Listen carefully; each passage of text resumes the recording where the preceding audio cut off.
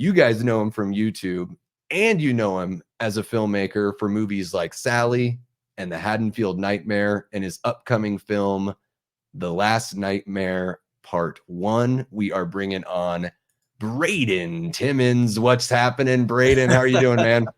I'm doing good, man. I'm doing good. Thank you so much for having me on. I'm good to be here. Does my audio sound okay? I was toying around with it a little over here. So audio is great, man. Awesome.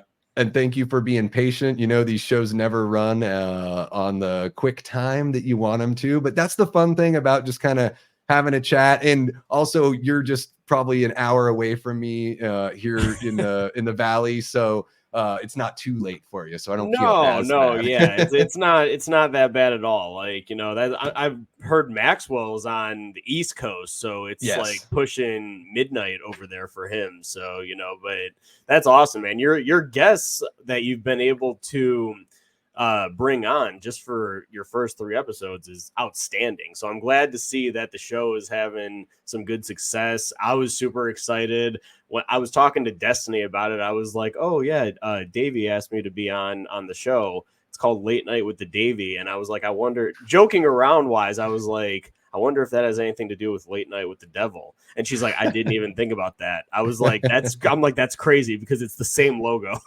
Yeah.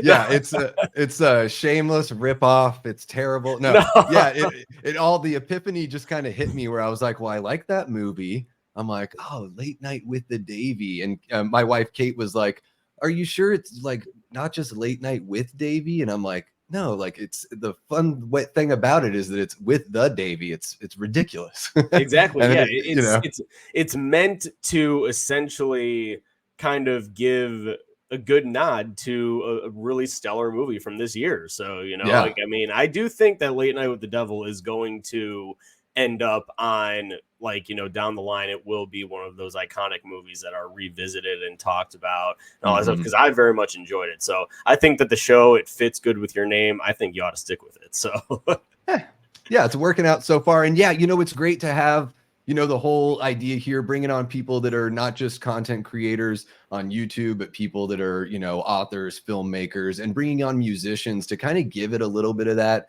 you know, late night talk show kind of feel. I just felt like, you know, there's a void there, at least within our community, for something just like this. So yeah, really pumped to have this going. And you were a person that I was like, I've got to have Braden on the show. And I wanted to, you know, have a couple episodes under my belt before I really started asking people, where I'm like, I want to make sure I've got this down a little bit. So really appreciate you coming on. And yeah, I've got to bring Destiny on at some point as well. So yeah, it would be great to, you know, just kind of get to know her as well. And, you know, you and I, like, we've bumped into each other at, you know, press screenings, H45, but we never really had a chance to like kind of chat. So it would be cool to pick your brain a little bit about, you know, your filmmaking. I want to talk about what you're looking forward to, you know, coming up here with horror. But what I want to start off with is, you know, you do film reviews on your YouTube channel, and you also, you know, you are a filmmaker as well. And I'm curious to know, you know, what that balance is like. Is it difficult to, you know, maybe not just be honest, but as both things ascend, as far as like your YouTube channel goes, and then, you know, your status and skill as a filmmaker, how do you navigate, you know, being a reviewer, but also somebody that creates films as well? Yeah, that's a great question. So when I started YouTube, I started just with general movie talk. Like, you know, I was trying to break into movie talk. This is back in 2018. I had just graduated college. I was like, you know, I talk about movies all the time, and I get told it's like, if you're not in the right group that can talk about movies all the time, it gets like you're just kind of like a pest to them. You're just like, you know, you're trying to get conversations out of them that just are never going to happen. So I was like, that's kind of like what dawned the start of my YouTube channel, was that. And I don't know, like I just felt when I started out, I wasn't seeing a whole lot of success with it and stuff. And I was just like, it had been like, you know, 5 months, and I know it's like, you got to keep going. You got to keep going though, right? Like that's just it. And then it was really the Halloween 2018 trailer reaction that kind of really got my channel spiked. So that's kind of like what brought the audience in and everything. And I started talking about Halloween because I'm a big Halloween fan, and that's kind of like where all of, you know, the people that watch my channel now essentially came from, I'm sure, is from the Halloween videos I started doing from Halloween 2018. And I do remember hearing you say, I think it was in your reaction to the Last Nightmare clip from earlier this year, you had said that you started watching when I was covering the Halloween series leading up to Halloween Ends, which I got to give credit to Brett Man from Good Reel. He kind of was responsible for bringing this A-list team to, you know, do an entire review series, which is not an easy thing to do, but everyone posted their reviews basically starting end of July of 2022, leading all the way up to when Halloween Ends was going to be released. And I had a great time doing that. So, you know, I love covering movies. Horror is definitely kind of what my audience has embedded in on YouTube, has been embedded into on YouTube, I should say. Yeah. I have started to make, like, on my channel now, I'm just doing reactions, like out of theater reactions to movies that I'm seeing that I go for press screenings to and everything that aren't horror related, just to get something different out there. You know, and the thing is with YouTube Shorts, it's been a challenge to keep everything within just 1 minute, because it only goes 1 minute. That's what TikTok used to be, is it used to be just a minute video that you had to do. So getting, like, I guess my thoughts out there in a minute has been kind of difficult. But yeah, like, I guess it was just about finding what I wanted to talk about, which I was cool with, because it was like, that means I didn't have to go see every movie. Like, my thing is it's like, it does stress you out. Like, when you're a new content creator, it can stress you out a lot, because it's like, what do you do? You know, like, you have that question. I had that question so much. It was like, oh my God, there's this new trailer. I have to do a reaction. I have to get a video out, because otherwise people aren't going to, like, find it and follow me. Yeah. Like, this was like my thought process in 2018. This is like, if I'm looking back now, I'm like, dang, dude, like, that's kind of like a piece of shit mindset to have, you know, because it's like, hey, like, just come follow me just because, like, no. But my mindset is really developed. I was exhausted at one point. I was just like, this is just too much. And this is before we did Haddonfield Nightmare and whatnot. But yeah, I was pretty dang exhausted just with doing the reactions, and just with I felt like there was pressure on it, because I wanted to, you know, talk about movies and everything, but I was making it more of a job than a hobby, and that just didn't make it fun. So I allowed myself to make it a hobby, and then I ended up going into, you know, seeing these fan films that were kind of taking off, and I was like, you know, it really made me want to do it, and I made a really cheap, bad horror movie on my phone too in 2018. And that's kind of what broke me into filmmaking. So, you know, I've kind of been able to find balance, like, with more practice and with what I know I like to do and everything. So it's really just about finding the time and the balance, and really just talking about what you want to talk about when you're doing reviews, and don't have that much pressure on yourself if you don't really want to. And you don't, you know, because there was that whole thing with Stuckman that came, you know, when Madam Web came out, and I still don't really understand why he really came out and said or did what he did, because I just felt like it was kind of like odd to sort of draw attention to it. Is there a little, first off, are you familiar with the whole Chris Stuckman thing with Madam Web? I'm actually not. I have no idea what happened. So he was basically just like, I'm not going to review this movie, because this channel, now that I'm a filmmaker, I want this channel to be about celebrating film. So I'm not gonna, like, trash a movie. So he's basically like, I'm not going to review this movie. And I was like, well, Chris, that's an interesting way of letting people know what movies you think are trash, because the movies you don't review are garbage. I just sort of thought, like, it's okay to also just say, guys, I'm not going to review movies at all anymore. I'll talk about and celebrate film, because now he's in that sphere of making Shelby Oaks and everything, and it's, you know, getting bigger and bigger. So I'm just curious to know, like, you know, as you know, because I think the last Nightmare Part 1, I mean, the Haddonfield Nightmare looked really good, and what you're doing here seems like such a big step up. So I'm just curious to know, like, what that's like as far as like you're a filmmaker now, but you review films, and you know, is it weird at all to be like, well, I got to be critical too because I got to be fair? It definitely is, because it's like, you know, obviously if I say something, and I do think about that from time to time, like there are people, if they see me talk about a movie in a review and I'm like, okay, well, the story could have been a little bit stronger here, or the performance could have been a little bit better here, or this could have been changed just a little bit to, you know, better the entire movie. And they watch my movie and they're like, well, you didn't do it, so who are you to talk about it? I'm like, okay, that's a fair point. So, you know, believe me, I watch Haddonfield Nightmare, and even back when it was coming out, I was like, I saw the rough cut of the movie and I was like, holy shit, we need to start over. Like, we need to scrap the entire thing and we need to start over, like, from scratch. But that's always what the rough cut is going to do. That's something that I feel like first time filmmakers don't realize a lot, is like, you know, something can look so cool on set, and then you put it in the rough cut and you cut the scene together for the first time and you're looking at it and you're just like, oh my God. I'm like, oh gosh, like, no. Like, do you know the bad ape thing that's going around on TikTok right now? Like the, oh no.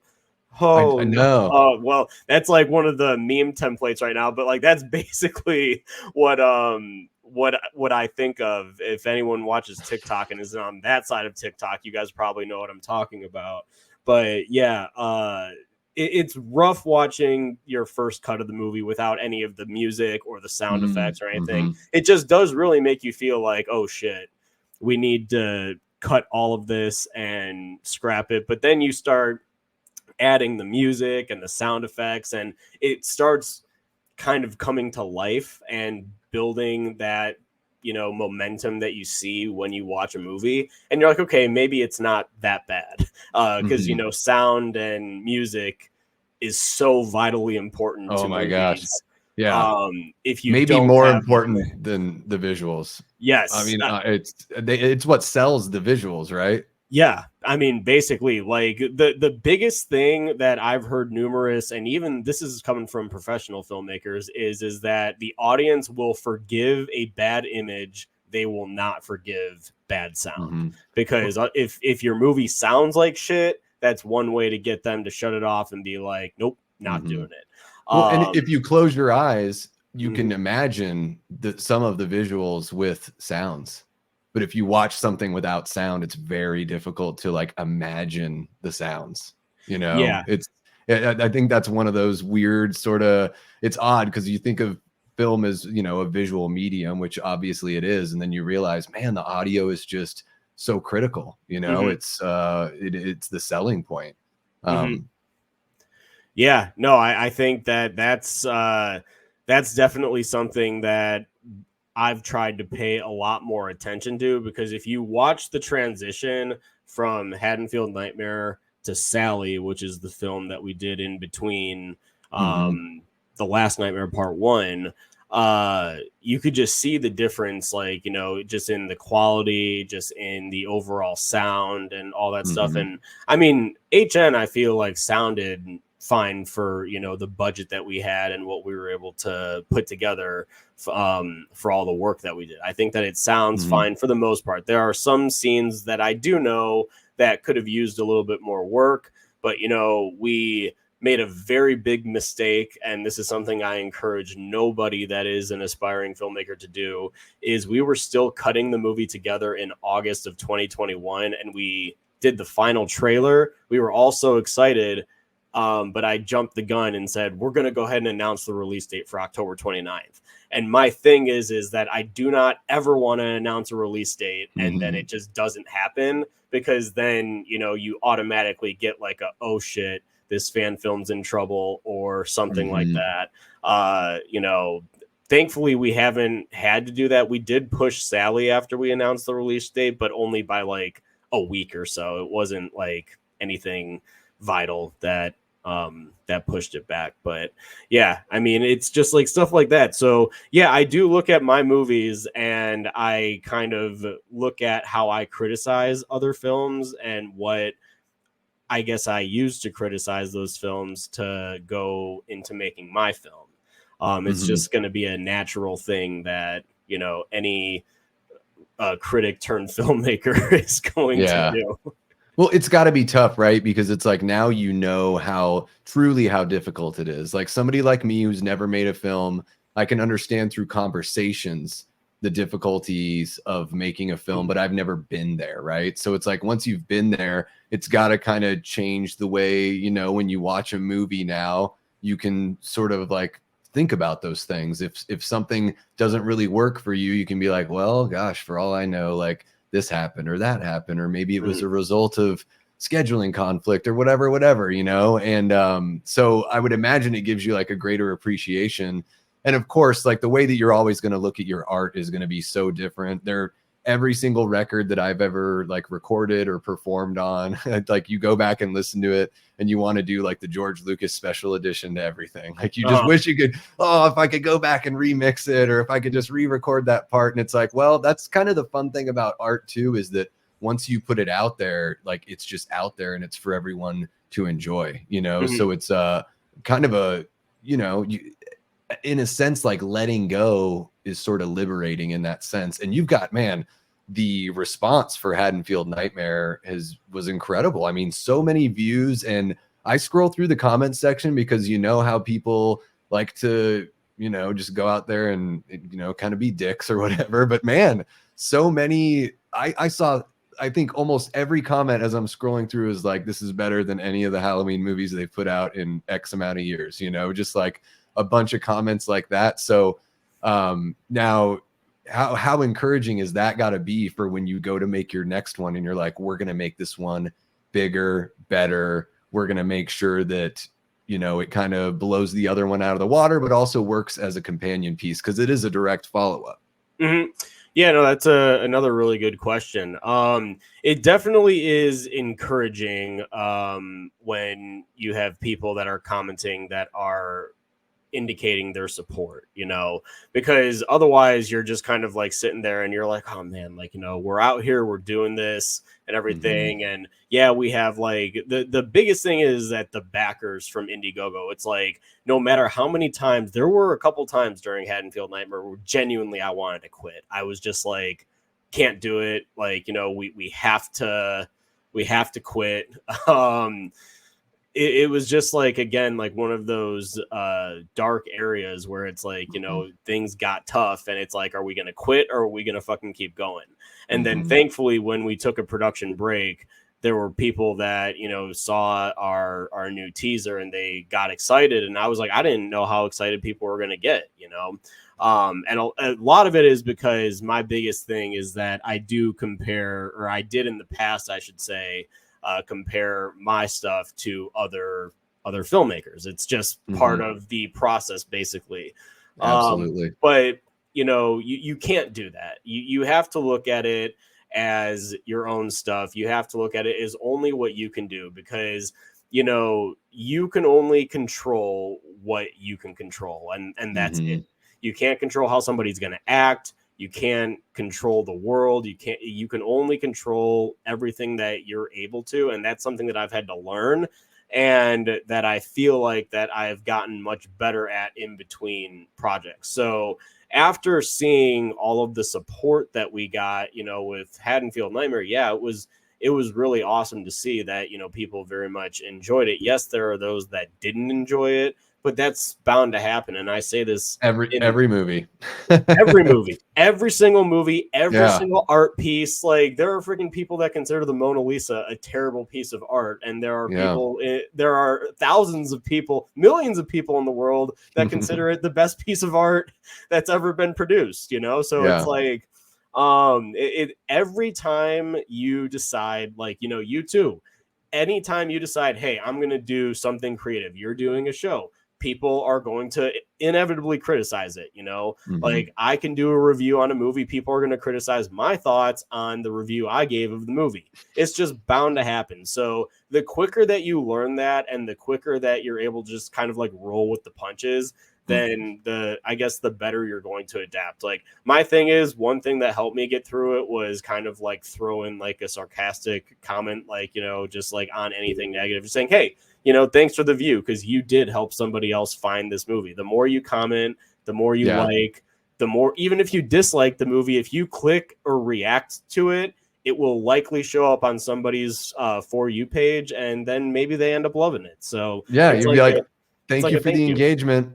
Exactly. I really appreciate the engagement. Sorry you didn't like the movie. Exactly. Yeah, I mean, it's easy to like take it personally, right? Because anytime you create something, there is a level of it that's personal, but it's also, you gotta, there's a part of it's considering the source, and also that, somebody that's coming at you that's criticizing, like, what are they doing with their lives? It's like, so it's sort of like, to hear a criticism from somebody that you really care about, that could really hurt, right? But some rando, you're like, you know what? I'm just gonna keep on, like you said, you roll with the punches. And then I think what you're a really great example of, Braden, is the next one's gonna be better. Like regardless of if it gets praise or if it doesn't get praise, like I'm gonna make sure that and I'm speaking as you right now, I'm gonna make sure that I develop as a filmmaker and a storyteller, and that the next film's better than the last one, and I think that's like something that's really cool to see. And one of the reasons why I was like, you know what, I'm going to jump in and I'm going to, support this film, because I see where Braden's going, and I think there's something there, and I can tell that the guy takes it seriously, and he's working really hard, and he's not just effing around. Like this is, you've got aspirations as a filmmaker, and it's clear. Yeah, no, I mean the thing is that I will never take solo credit for any of this. It's really my team that I've had working their asses off on Haddonfield Nightmare, Sally, Last Nightmare Part 1. It really is like the same team that is just kind of consistently cycling through this process with me. So, it's like Zach Dion, he's our director of photography. Don Murphy is also a wonderful lighting tech and a second DP as well. They kind of both served as the DPs on Haddonfield Nightmare. Zach took on the DP role of Sally and of The Last Nightmare Part 1. So that's who you see framing all these images. And everything. Zach also co-wrote The Last Nightmare Part 1 with me as well. So, it was definitely great to collaborate on that. That was the first time I'd ever co-written a script with anybody. So to have that, go back and forth with the creative choices that we made for The Last Nightmare Part 1 was definitely a lot of fun. And I think people are going to really like a lot of the stuff that they're going to see in this one. But really, when we approached it, we wanted to essentially, we wanted to make it bigger than the last one. Now, is it going to be as long as the first movie? Probably not, because it's 2 parts. We're probably looking at like a 45-minute movie. That's what we're trying to aim for right now. And also it allowed us, in terms of time, since we split it into 2 parts, we were able to utilize locations more. We were able to put more care into each of the scenes in order to mold it all together. But yeah, there are seriously people that are working on these behind the scenes that must get credit. Mike Shabani, our composer, Tyler Falcoa, our sound mixer and master, Sean Groves, our stunt coordinator, who worked his ass off on set to make sure that everything flowed well with the stunts that we did and everything. So I think that people are really going to see an up in quality of deaths just from having a stunt coordinator working with us alone. Because everything was done ourselves in Haddonfield Nightmare. So, and that obviously causes some comfortability issues with maybe some of the talent. So, we want to make sure that we have the proper precautions, basically, going into it. Yeah, I mean, even the teaser that you had put out, like the way that you shoot the violence is really, I could tell it was a step up. Like just the choreography, the framing, that kind of jutting of the camera to use as an effect to, really you don't see any blood until that last shot, right? Where the blood's like dripping on the car. So it's a really cool, even goes back to the OG Halloween in that sense where you sort of feel it. You don't need to necessarily like see every little bit of it. It's really tasteful.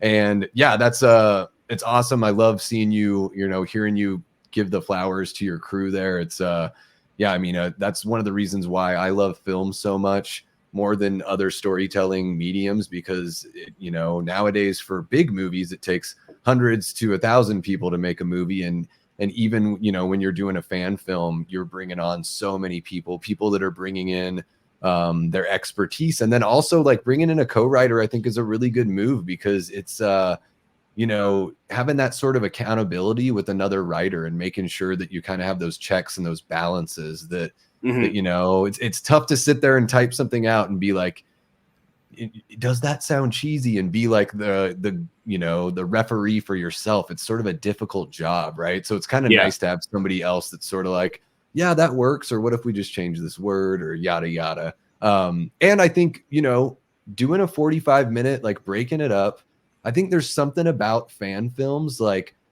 not necessarily having to be full length, and maybe that's like part of the charm that I notice in the fan film subgenre kind of at this point. And it allows you to raise that money and, for the next part, raise even more, because your first part is like a proof of concept. So, I really like kind of seeing that wave there.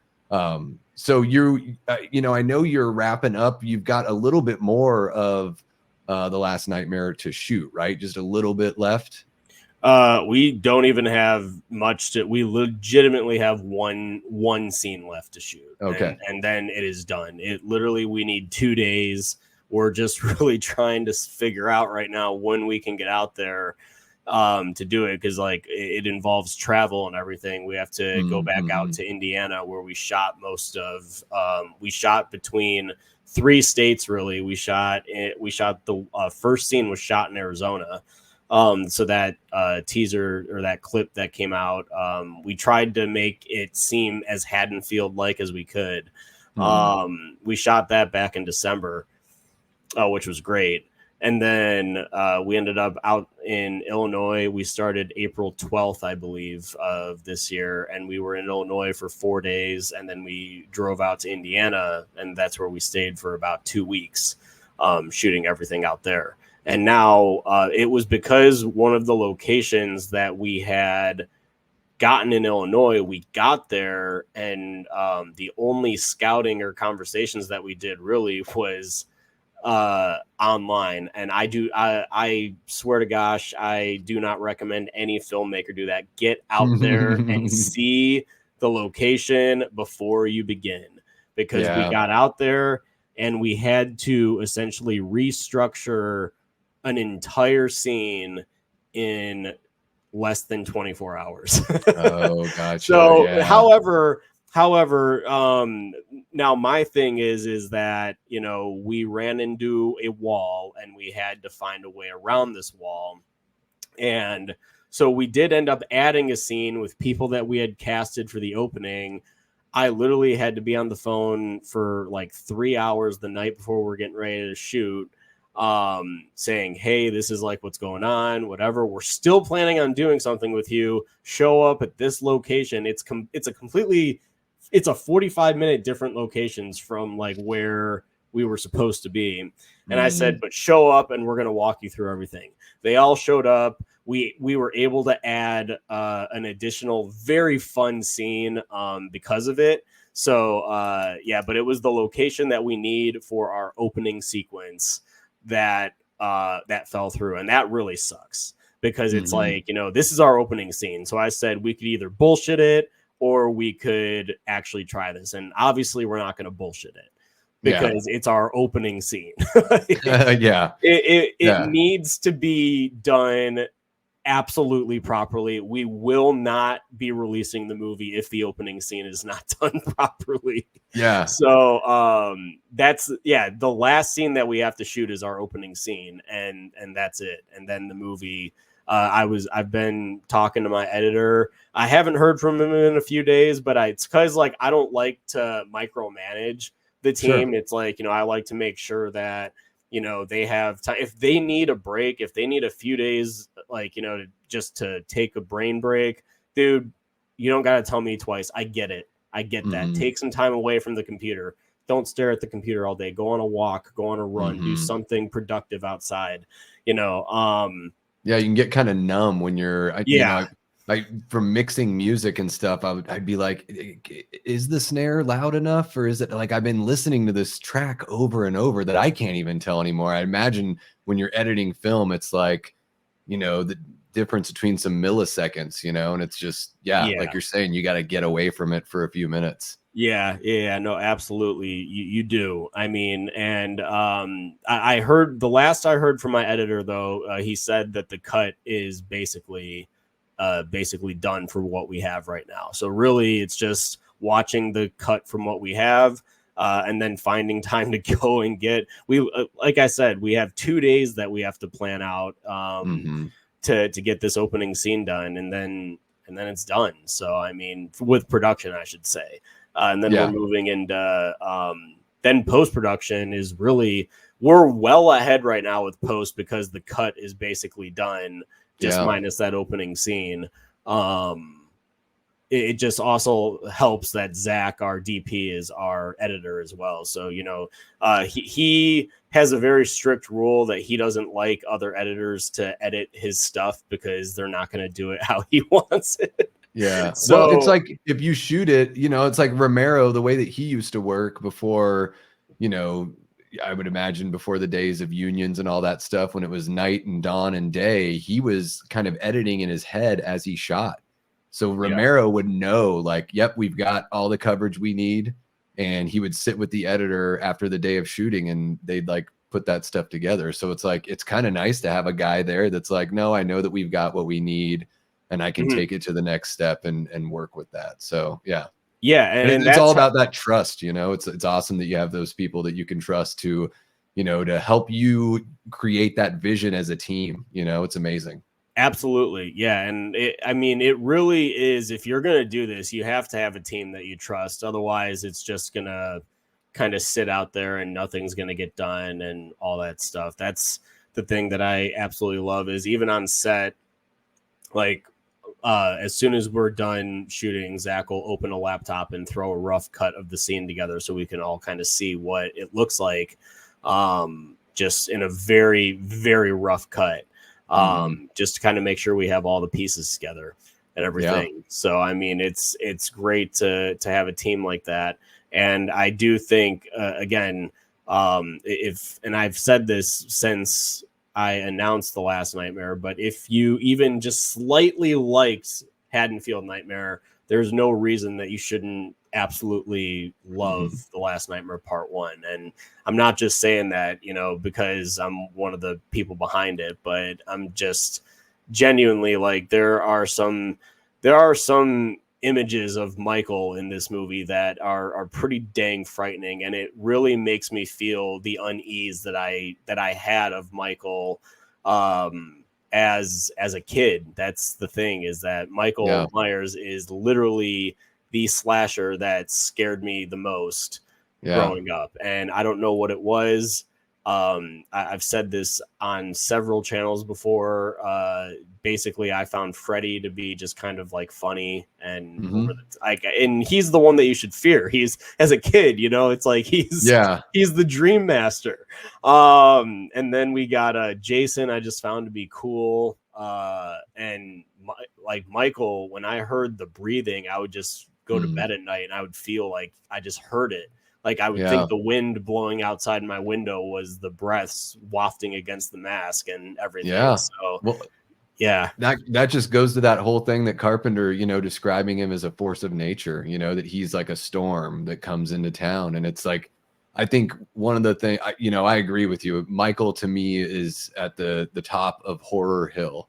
And I know he took a big break for most of the 80s and all that, but we're back in this era where, with Jason and Freddy just kind of waiting in the wings, Michael is still reigning king. And I think it's that friggin' mask and the lighting, man. It's like every time you see him in the OG, well, every time you see him in all the movies that do the mask well, it's like he looks different in every shot. There's something unsettling about like the unremarkable features. And I think, you guys have taken, it's the Stan Winston mask from H2O that you've taken and done a custom job on to age, similar to what the David Gordon Green folks ended up doing with like the original mask to like make an approximation of it aged. And it's got, I think it looks better than I'm just not the biggest fan of the Stan Winston mask in H2O, but I think the way that you guys have it here and the way that you light it, and certainly just what I've seen from the teaser, it's really all I can speak to. But yeah, it's got that same kind of, like you're saying, that unsettling look that, it's all about that lighting, man. And it's so bizarre to me because a movie like Halloween 4, God, I would love Halloween 4 so much more if it had a good mask. Because it's just for me, it's just like sort of looks silly. You guys have, I think that's the biggest trick to figure out with Michael is getting the mask right. I think you guys have gotten that. So I can certainly, agree with what you're saying there about just how scary he is. And I'm really looking forward to it because Haddonfield Nightmare was a heck of a lot of fun, but just from what I've seen here, it looks like it's taking it up a notch. Yeah. And I want to touch on that really quick because the idea in Haddonfield Nightmare, we show Michael's eyes, and that's something that some people tended to not like, and that's fine. I'm able to swallow that pill because, in Halloween H2O, what do they freaking do? They show his eyes.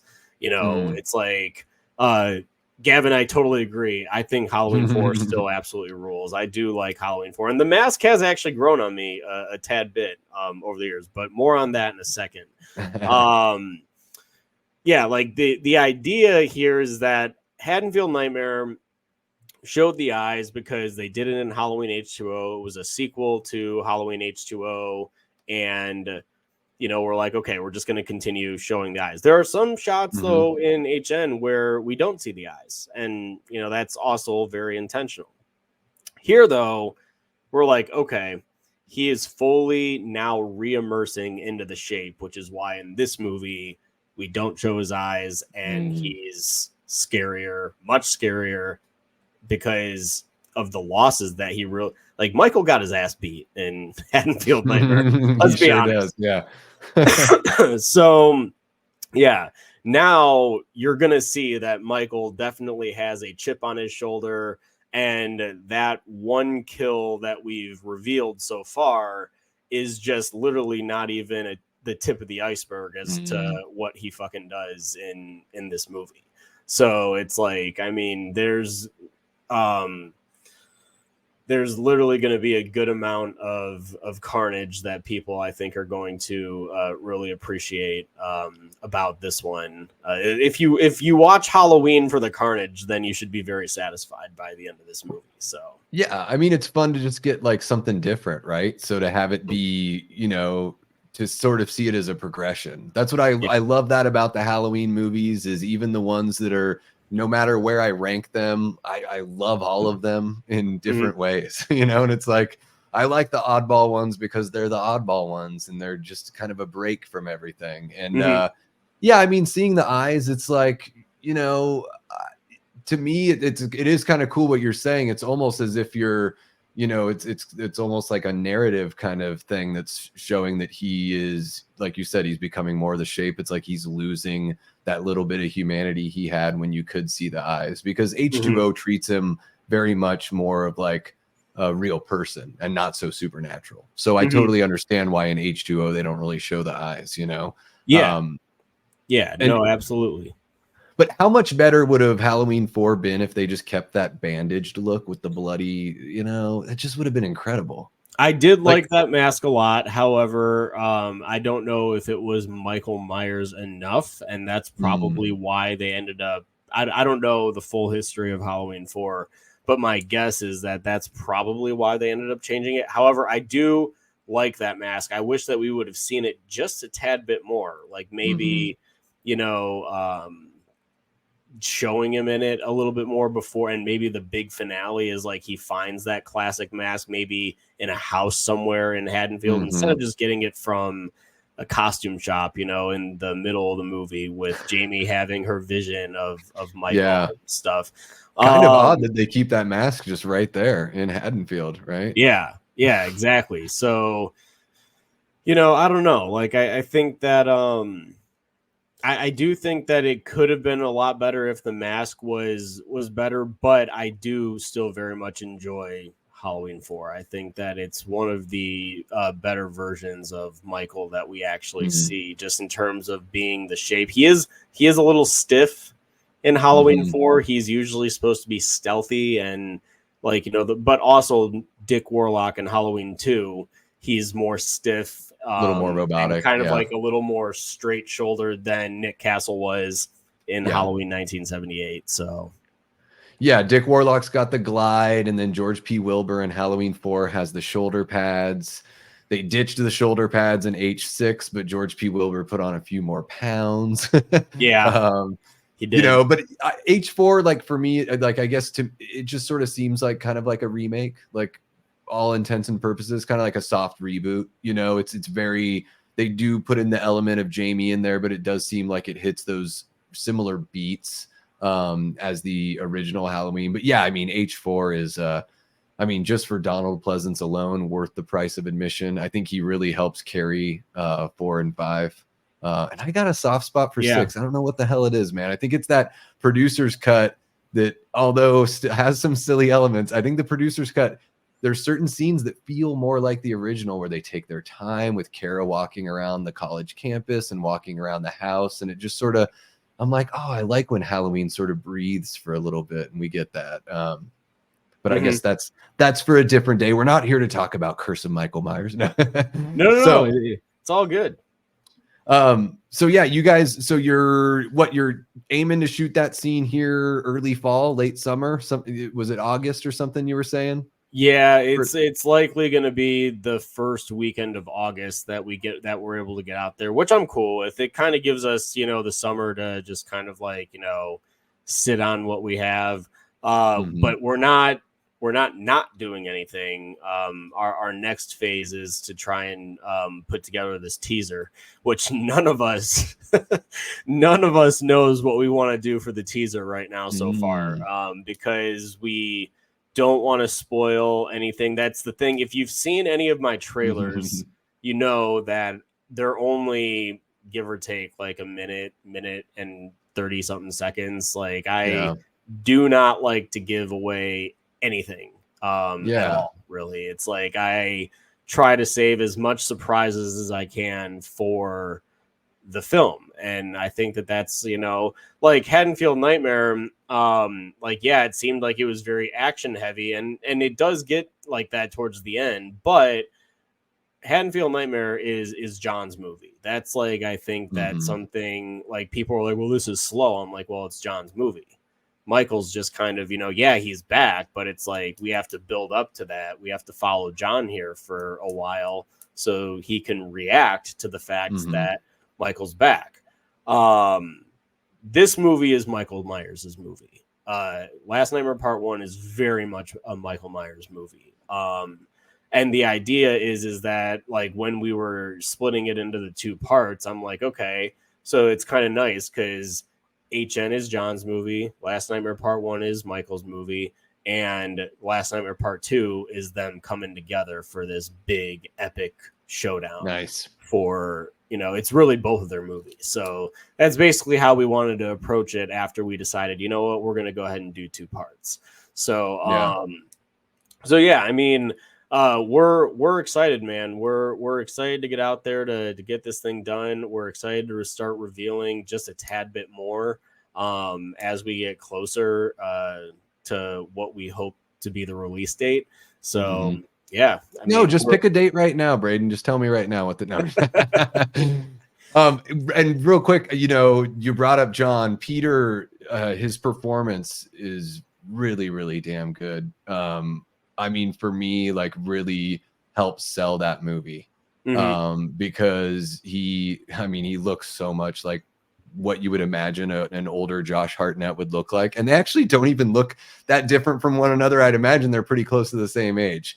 But he's just not only does he have the look, but I think he does just such a great job with the subtleness of the acting. It kind of plays like poetry with H2O in that he's sort of going through something similar that what Laurie was going through in H2O. So it's a really nice, you've weaved something in there that kind of goes beyond what a lot of fan films are just sort of like, oh, I have this idea, but you've really found a way to like weave it with a previous story. And yeah, Peter's performance is so good in the Haddonfield Nightmare. So looking forward to seeing those guys face off in part 2 for sure. But we got to get to some carnage before we can get to that. So guys, I want everyone to know, before it gets too late here, the link is in the description below for the Indiegogo campaign for The Last Nightmare Part 1. If you have not gone over there and contributed, you can go ahead and check that out. It's in demand right now.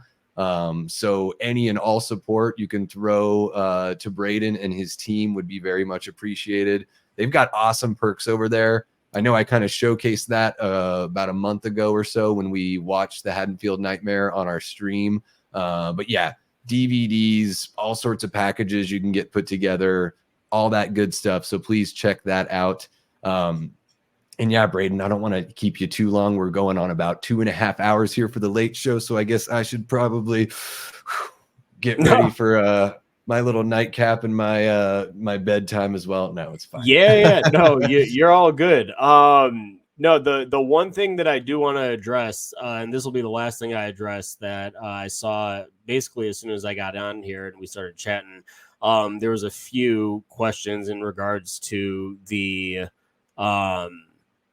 fan film shenanigans that's been going on with Halloween recently. Oh, gotcha. So, yes, we do still plan on releasing it on YouTube. Oh yeah, I saw that guy in the I'm like, what is this? I've never had to deal with any of this. So there we go.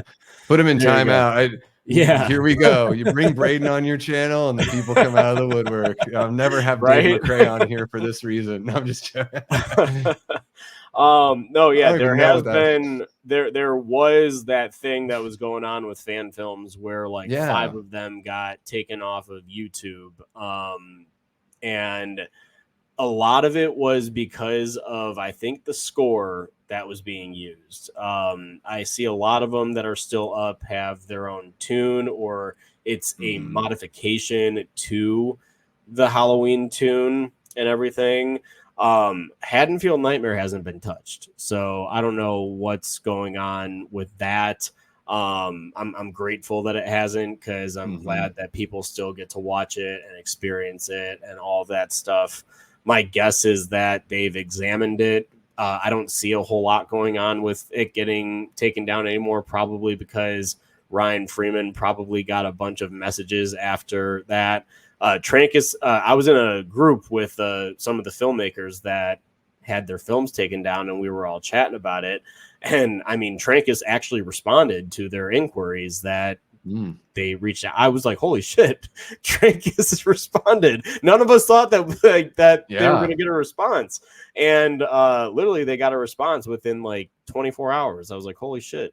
But apparently they are continuing to monitor fan films for whatever reason now that Miramax has the rights to Halloween again. I guess they're starting to target these or whatever, but it sounds like it's strictly the music. That's all that it seems to be right now. We again have not had any issues. Of course, if anything happens or we have to comply with what Trancus does, we'll do whatever we have to do.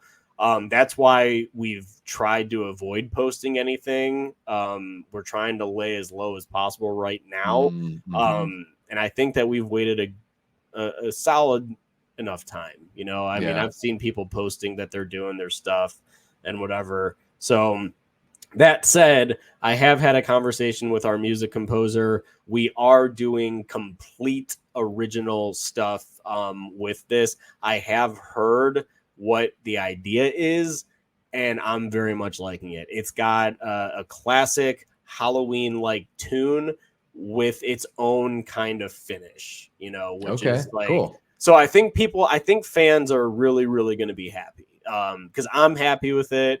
I've kind of let a few of my close friends that are Halloween, you know, peeps listen in on it, and they agree. They think that it's, you know, that it's solid. So I'm very excited to kind of have this approach. And I talked to Mike Shabani, who's our composer, and I'm like, you know what, this gives us all of the creativeness that we can go with, you Yeah. know, because even with the clip, the last Nightmare Part One clip, there's that shape stalks in there a Hmm. little bit, and that hasn't gotten touched either. I still have it on private, but they're able to see it. They're able to see the music that is in it, Yeah. and maybe also having it not be called Halloween anything. It's called The Last Nightmare or Sure. whatever. So I don't know. I truly don't know what the entire thing did for that, but the film is still planning on being on YouTube upon release. So Excellent. Yeah, and that's kind of cool though to have that music that's sort of like inspired by, I mean, even I don't think it's not controversial to say that the music that Carpenter and Cody Carpenter, John and Cody and Daniel Davies put together for the DGG trilogy is some of the best, if not the best music in the entire franchise. And a lot of those are new pieces. So it's kind of yeah, cool to, you guys can do something that sounds Halloween inspired and then also, yeah, not worry about that. I certainly understand that music is like a really easy thing for the algorithm to pick up on and notice those copyrights. So, and then that way it'll just make your work stand out even more. It's like at the end of the day, it's going to separate your film from the other films that, just use the sample music that came before it. yeah, no, absolutely. And again, I just think that, you know, as long as it's got the Carpenter synths and all that stuff mixed Hmm. within, I really do think nice, Aaron. um, I do think that people are going to be very happy. I mean, just literally look up Mike Shabani on YouTube, listen to any of the man's covers on anything, and you guys are going to recognize that, you know, he's fantastic and is going to do a great job. If you want a guest for future reference, grab Mikey and get him on here. He'll be happy to talk about music and all that I'd stuff. love to do that. Yeah. Yeah. As the show grows, I just hope that we're able to bring on more people and, just be able to highlight what they do, certainly. And yeah, I could talk about music for friggin' ever. So that sounds right up my alley, especially like, as a music fan and a film fan. And, it's just, I feel like the music kind of really, the movies we talk about, a lot of the times it's because they've got something great like that, something, the Carpenter score or the Kiki Mama from Friday the 13th. Yeah. They all have these like quintessential classic scores, Tubular Bells from Exorcist, all that kind of stuff. So it is really amazing the way music sets it apart. And I'd love to have Mike on and have a chat about that. Mhm. Heck, man, maybe when the film is getting close to release, we can have a few of you guys on and just sort of do a little bit of a love fest before the film breaks comes out, or maybe right after. Talk about it a little bit. Dude, I definitely would love to do that. I mean, that would be great. That's one thing that I love doing is getting the everybody that was involved. Hmm. Like you'll see, I'm probably gonna try and set up some, hopefully get some of the actors on some streams and stuff as we get closer Hell yeah.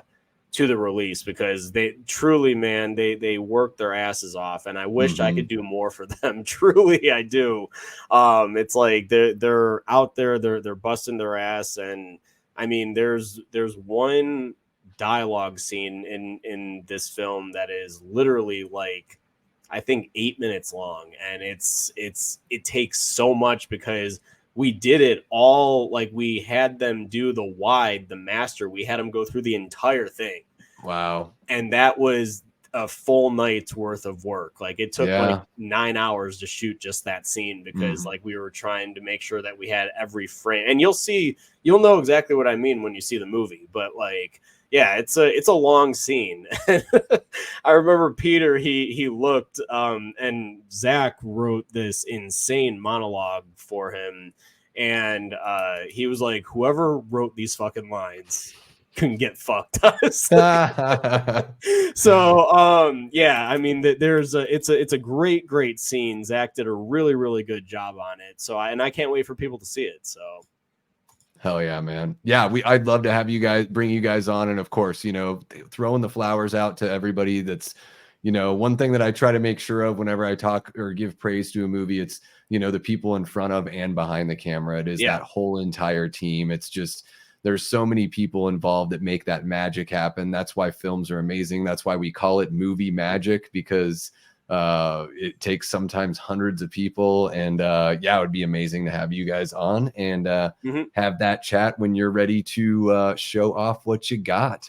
But yeah, Braden, I think now is probably a good time to put a pin in this one. We're just at about 2.5 hours. Holy cow, it's epic. It's like, this is actually something that I do, which it is becoming. But really appreciate you coming by and having a chat. And yeah, man, please feel free to keep in touch. And yeah, I'll reach out to you as far as getting in touch with those folks to bring them on the show here and chat about what they do. Absolutely. Any contact that you need, if you want me to reach out to the actors to try and get them set up for future shows, whatever, just let me know. Absolutely. And guys, you can check out not only the crowdfunding for The Last Nightmare Part 1, but also all of Braden's links are down there in the description below. I would imagine most of y'all are subscribers over there at his channel, but everything else, just in case you need it.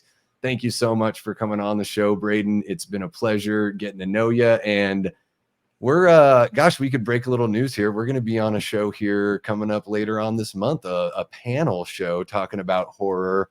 With Cecil Laird from the Horror Show channel and Jason Smith from Sinister Cinema. I always want to say cinema first. Sinister I always Cinema. want to say cinnamon. Like, you know, you start saying sinister. It's like anytime I do sin, I think cinnamon. That's like the first thing that comes to my mind. Little cinnamon in your coffee. But yeah, so we'll I'm sure we'll be sharing all of that. And yeah, man, it's been great to get to know you a bit. And I look forward to getting to know you better, and really looking forward to checking out The Last Nightmare Part 1 when it is ready. Yeah, I appreciate you. Seriously, congratulations with the show. It seems like it's going great. I was listening into the guests from earlier tonight. Just really great to hear a bunch of different talent and what they do and their stories and everything. So just great job on the show. Thank you. Awesome, man. Really appreciate it. This has been the best one so far. I've just been keeping an eye on the folks in the chat. This has been great. So really appreciate that. And to hell with the algorithm. We'll have on whoever the heck we want and make it work, because you guys are so awesome in the chat and all of our guests are so amazing. Thank you so much, Braden. Have a great rest of your night, man. You too. Thank you. Bye, guys.